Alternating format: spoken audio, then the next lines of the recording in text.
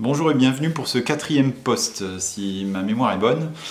Voilà, donc il fait suite aux 2 et 3, et j'aurais changé de t-shirt pour vous faire croire que c'est une autre journée, mais en fait c'est exactement la même, l'illusion est parfaite. Voilà, donc aujourd'hui je voulais parler avec vous de la transcription des chroniques de Under. Donc comme vous l'avez vu, comme on l'a vu dans les précédents posts, les chroniques de Under sont inspirées de parties de jeux de rôle que je fais avec des joueurs. Alors, comment ça se passe? Avant de fixer une date pour rencontrer mes joueurs au cours d'une partie, j'écris le scénario. Bon, le problème, c'est que je m'épanche facilement. Donc, vous voyez, ça, tout ça, n'est qu'un scénario. Voilà, un petit scénario parmi la totalité des chroniques de Under. Donc, je mets volontairement beaucoup de choses.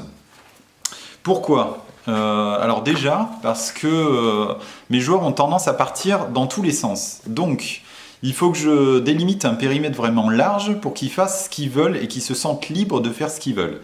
Donc vous voyez, ce scénario-là qui s'appelle Écho du passé. Donc je mets des titres quand même pour me rappeler où j'en suis et où ça va aller dans les chroniques de Under. Donc Écho du passé commence à Cherbourg en France, part en Irlande. Vous allez en Suisse et vous arrivez à Rio de Janeiro. Donc imaginez tout ce qu'il faut que je fasse pour délimiter un peu ce scénario gigantesque. Donc quand j'ai l'idée du scénario, avec les ennemis qui vont avoir, l'intrigue qui en général est assez fournie, je me renseigne sur les villes. Donc là, mettons, je vais me renseigner sur Cherbourg, sur Sao Paulo, sur Rio de Janeiro. Toutes les villes en fait qui vont traverser, je vais chercher sur internet la façon dont elles sont construites, qu'est-ce qu'on peut y trouver. Je veux vraiment que ce soit réaliste, même si j'ai peu voyagé, mais j'essaye de me documenter à fond. Donc internet pour ça c'est un outil formidable parce que ça me permet vraiment de me glisser dans le monde, dans l'endroit. Ensuite, ce que je fais souvent, c'est que j'interroge des personnes qui sont déjà allées dans des endroits où je vais faire le scénario.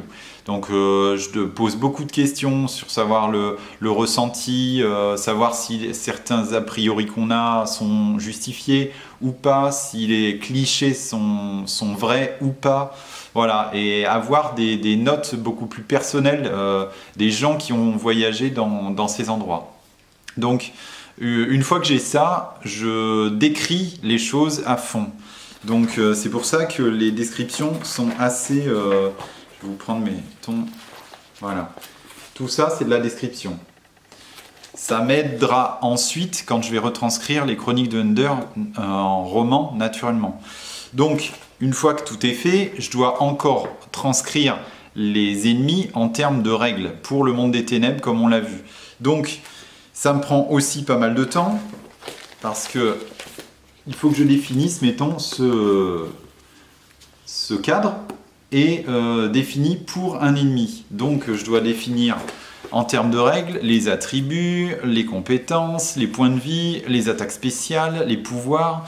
Et c'est ça qui prend en fait énormément de temps parce que tout interpréter, tout traduire en termes de règles, c'est énorme. Voilà, une fois que c'est fait, je téléphone à mes joueurs, on se fixe un rendez-vous. En général, c'est assez dur parce que tout le monde, mes joueurs en fait sont éparpillés en France. Bon, heureusement, surtout dans le sud. Donc j'ai perdu de vue certains, j'ai renoué avec d'autres, j'ai eu d'autres amis récemment. Et en fait, une fois que tout le monde arrive à libérer une journée, on se réunit en général de 13h jusqu'à 2h du matin et on n'arrête pas de jouer. On fait tout le scénario, en général il n'est pas fait entièrement vu la taille des scénarios que je fais. Et étant donné il faut vous dire que ce n'est pas linéaire, il y a beaucoup de discussions, beaucoup de crises de rire et tout. Donc on ne fait pas le scénario d'un trait, voilà. Donc il y a beaucoup de rebondissements et tout comme un film, vous pouvez pas le traiter tout de suite, rapidement. Voilà, il faut prendre le temps. C'est quand même agréable.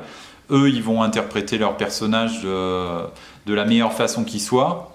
Le but, c'est quand même à la base d'y prendre plaisir et de bien rigoler pour une bonne soirée, pour s'évader. Voilà, il n'y a rien de mieux que le jeu de rôle pour ça. Donc une fois que c'est fait, une fois qu'on a fini la partie, je traduis tout sur des papiers. Donc je vais vous montrer un peu ce que ça donne.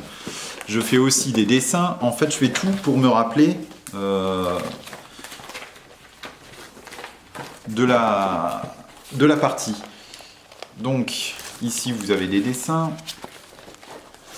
Je mets des choses existantes aussi dedans, des descriptions, des choses que j'imprime d'internet. Ici, vous avez des fiches de personnages. Ça, c'est tombé, ça n'ira pas plus bas. Voilà, et vous avez le scénario. Donc, vous voyez, c'est assez énorme.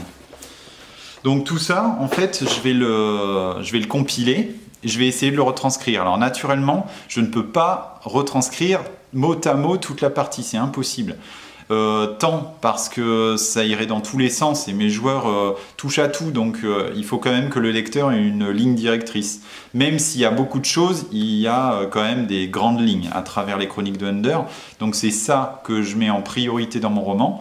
Et j'essaye de garder les côtés comiques, notamment dans le tome 1 avec les biscuits anthropomorphes qui attaquent le groupe, mais il y aura énormément d'autres situations cocasses qui vont vous déclencher des crises de rire. Parce qu'il ne faut pas oublier que dans les chroniques de Under, les héros n'en sont pas vraiment en fait, c'est un peu des anti-héros j'allais dire. Vous et moi qui débarquons dans un scénario et qui faisons de notre mieux pour s'en sortir. Voilà, ce serait à peu près ça.